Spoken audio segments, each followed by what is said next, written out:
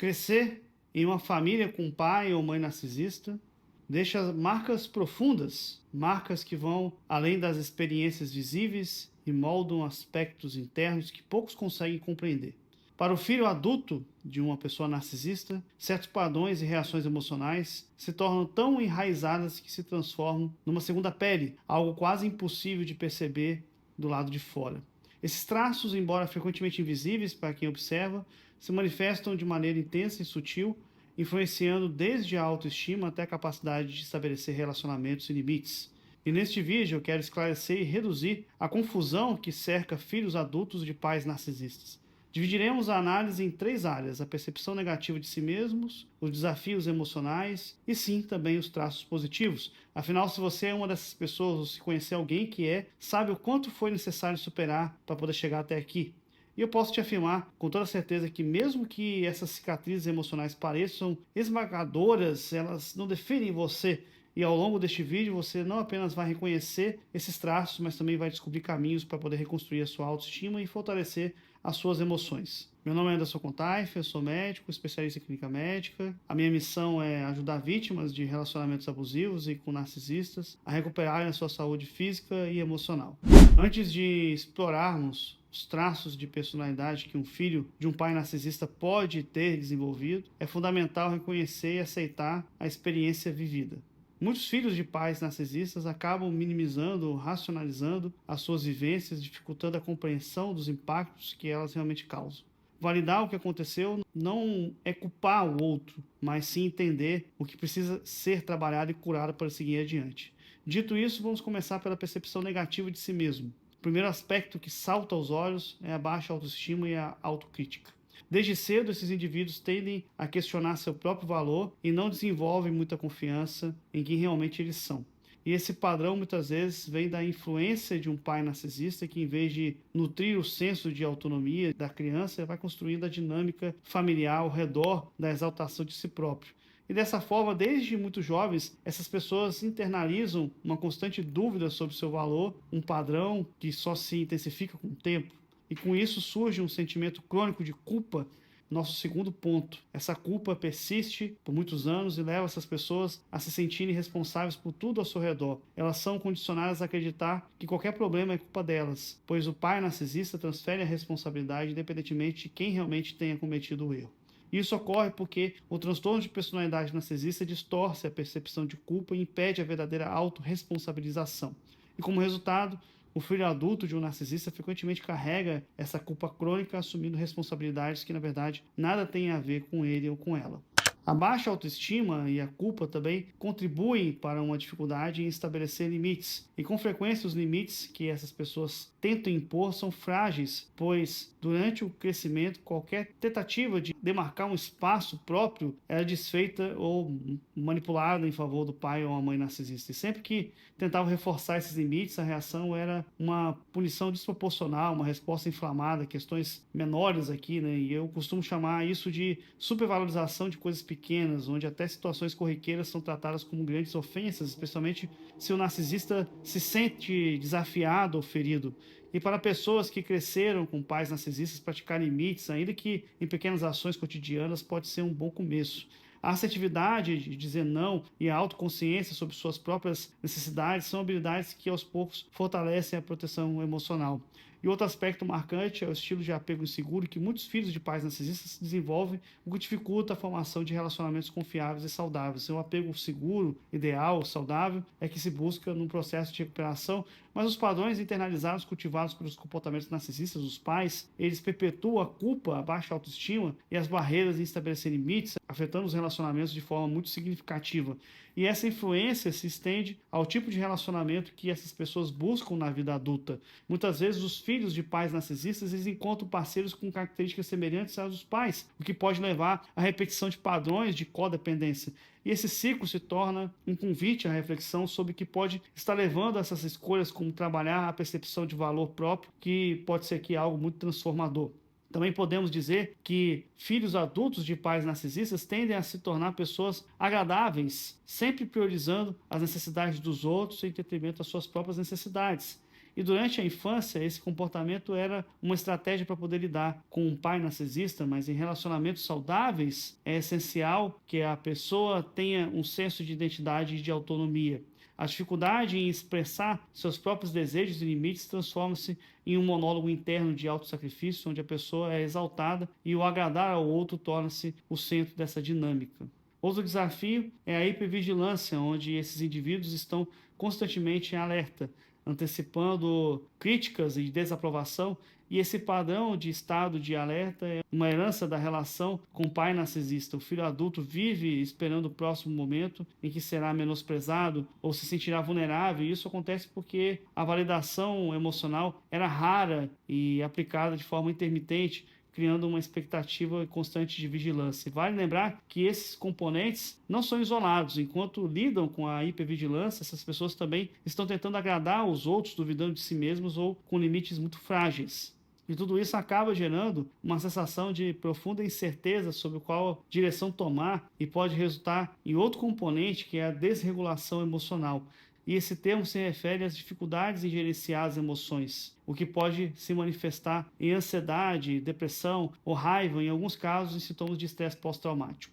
Todos esses pontos eles são essenciais para uma compreensão completa do impacto de viver sob a influência de uma figura narcisista. A desregulação emocional por si só é um tema crucial. As emoções podem flutuar intensamente, oscilando de um extremo ao outro, quase em uma montanha-russa emocional. Esses fatores, longe de atuarem isoladamente, se combinam e acabam impactando diretamente a capacidade de confiar e de se envolver intimamente. E em filhos adultos de pais narcisistas, construir um relacionamento saudável frequentemente esbarra nesses padrões disfuncionais e nessas crenças que são enraizadas e nesses modos de lidar herdados do relacionamento com o pai. Tais comportamentos muitas vezes se baseiam na necessidade desse pai ou dessa mãe narcisista de se sentir importante, valorizado, admirado, o que acaba afetando profundamente a maneira como esses indivíduos se relacionam. As dificuldades em estabelecer confiança e intimidade com os outros acabam por se tornar desafios centrais, o que faz da terapia uma ferramenta indispensável.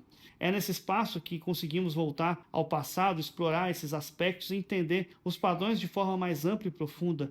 E ao fazer isso, nós tornamos capazes de construir uma percepção mais clara e dizer a nós mesmos assim: se eu quero agir diferente, eu preciso reconhecer e abordar esses traços.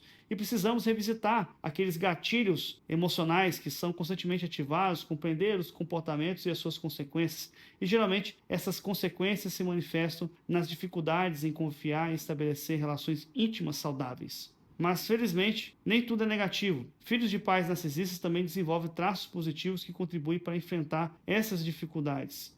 E entre eles estão a empatia e a compaixão, qualidades profundamente enraizadas. E esses indivíduos conseguem identificar as emoções dos outros com clareza e têm uma compreensão genuína da dor humana, em grande parte devido às próprias experiências de vida. Embora essa empatia em excesso possa gerar uma desregulação emocional, ela também serve como um alicerce para o crescimento e a autocompreensão quando direcionada a si próprio. Outro traço positivo é a resiliência. Essas pessoas, ao longo do tempo, desenvolvem mecanismos de enfrentamento e uma força interior que lhes permite superar as adversidades. Eles são capazes de lidar, de alguma forma, com as instabilidades e as mudanças bruscas. E essa resiliência é uma base fundamental no processo de cura de um paciente, onde a utilizamos para poder fortalecer o indivíduo e ajudá-lo a seguir em frente. E a partir dessa resiliência, trabalhamos para poder fortalecer a independência e a autossuficiência. Filhos de pais narcisistas muitas vezes também desenvolvem um padrão de codependência, sentindo que só estarão bem quando outros ao seu redor também estiverem. E esse padrão nasce da infância, quando a criança se via forçada a garantir o bem-estar do pai ou da mãe, nutrindo o narcisismo dessa pessoa para poder evitar conflitos. E com o tempo, essa dinâmica pode gerar independência e autossuficiência, e à medida que o suporte emocional nunca esteve disponível para ela, isso acontece. Além disso, essas pessoas geralmente possuem uma intuição e uma sensibilidade emocional que são muito aguçadas. E elas estão constantemente atentas para os sentimentos e reações das outras pessoas, o que as torna habilidosas em captar nuances emocionais. Embora essa sensibilidade possa ser confundida com codependência, ela também pode ser transformada em um recurso muito valioso. Costumo dizer aos meus pacientes que vocês têm um instinto muito forte, confiem nele. Quando você encontra alguém e sente que algo não está certo, é a sua intuição enviando um alerta. Assim, o foco passa a ser fortalecer essa intuição para poder reconhecer pessoas e situações saudáveis, filtrando aqueles que possam trazer padrões prejudiciais para a sua vida. Reforçar o valor pessoal através da autocompaixão é uma das maiores ferramentas para poder reescrever a nossa narrativa. Construir uma relação de aceitação com nós mesmos e valorizar cada passo da jornada são práticas que ajudam a fortalecer a autoestima e a autossuficiência. Pequenos rituais de autocuidado, acompanhados de uma rotina de autocompaixão, podem ser o alicerce de uma nova perspectiva. Sendo médico e alguém que também passa por isso, eu busco oferecer cuidado atencioso a todos que me procuram para poder se consultar comigo durante as consultas particulares. Podemos tratar de problemas como ansiedade, depressão, sintomas de transtorno do estresse pós-traumático, que é o TEPT, insônia e distúrbios do sono, dores crônicas e tensão muscular, problemas digestórios e fadiga constante e outros problemas que podem estar afetando o seu bem-estar. Você vai ter total sigilo e um ambiente seguro para poder discutir seus sintomas abertamente, além de orientação médica precisa para poder recuperar sua saúde. Se você precisa de apoio especializado para poder recuperar sua saúde e o seu bem-estar, você deve acessar o link que está aqui na descrição desse vídeo ou digitar no seu navegador o endereço que aparece aqui na sua tela. Agora, se você gosta do formato de conteúdo em vídeo que eu apresento aqui no YouTube e quer ter acesso a um método didático e organizado que traz aqui exercícios práticos e focados na sua recuperação, você precisa de conhecer o programa Quebrando as Algemas. O programa Quebrando as Algemas foi desenvolvido especialmente para poder ajudar sobreviventes de relacionamentos com narcisistas e nele você vai encontrar técnicas de distanciamento emocional, técnicas para poder contornar a amnésia de abuso, exercícios para poder lidar com a culpa e com a vergonha, orientações sobre como lidar com um abusador quando você tem um filho com essa pessoa e tantas outras ferramentas para poder reconstruir a sua identidade. Além das aulas, você vai ter acesso a transcrições em PDF para poder baixar, imprimir, revisar o conteúdo e um grupo de apoio com outras pessoas que vivenciaram o mesmo que você e já estão no processo mais avançado de cura. Para poder ter acesso a todo esse material, você deve acessar o link que também está aqui logo abaixo na descrição desse vídeo. Antes de finalizar, eu tenho um recado para você. Você sabia que agora você pode apoiar meu trabalho aqui no YouTube? E fazendo isso, você vai ter alguns benefícios, como acesso ao meu grupo de apoio, possibilidade de enviar sugestões de temas para os vídeos, participar de lives exclusivas e até mesmo um desconto nos produtos dos meus atendimentos. Conheça meu novo clube de membros clicando aqui abaixo e seja membro. Por fim, deixe seu comentário aqui, porque o seu comentário é muito importante, eu leio todos. Quando você faz isso, o YouTube reconhece que esse conteúdo ele é relevante e faz com que eu alcance outras pessoas que também precisariam de saber sobre esse conteúdo e não estão sabendo. Agora, para poder se aprofundar ainda mais nesse assunto, você deve assistir esse vídeo aqui também. O que acontece com o filho bode expiatório na idade adulta? Muito obrigado por ter chegado até aqui, um grande abraço e até o próximo vídeo aqui no meu canal.